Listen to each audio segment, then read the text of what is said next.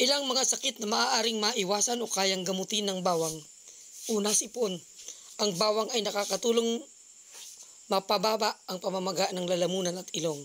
Maaari itong kainin ng hilaw o idagdag sa mga sabaw at sopas. Ayon sa isang pag-aaral noong 2001, ang mga taong uminom ng bawang extract ng 2 beses sa isang araw sa loob ng 3 buwan ay nakaranas ng mas kaunting sipon at mas maikling tagal ng sakit kumpara sa mga taong uminom ng placebo. Susunod, sugat at impeksyon sa balat. Ang bawang ay nakakatulong na mapabilis ang paghilom ng sugat at mapigilan ang pagkakaroon ng impeksyon sa balat. Maaari itong ipahid sa sugat o idikdik at ilagay sa isang band-aid. Ayon sa isang pag-aaral noong 2011, ang mga taong gumamit ng bawang gel sa kanilang mga sugat na dulot ng pagpapabunot ng ngipin ay nakaranas ng mas kaunting pamamaga at mas mabilis na paggaling kumpara sa mga taong gumamit ng placebo gel. Fungal infections. Ang bawang ay nakakatulong na labanan ang mga fungal infections tulad ng athlete's foot, ringworm, at candidiasis.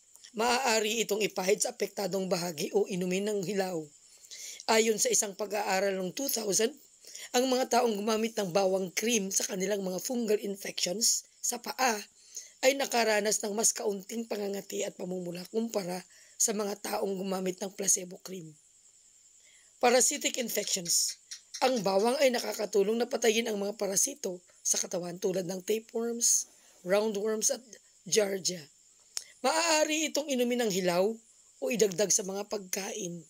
Ayon sa isang pag-aaral noong 2014, ang mga taong uminom ng bawang extract ng 3 beses sa isang araw sa loob ng 20 araw ay nakaranas ng mas kaunting sintomas at mas kaunting parasito sa kanilang dumi kumpara sa mga taong uminom ng placebo extract.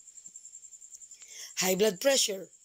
Ang bawang ay nakakatulong na mapababa ang presyon ng dugo sa pamamagitan ng pagpapaluwag ng mga blood vessels at pagpapababa ng cholesterol levels.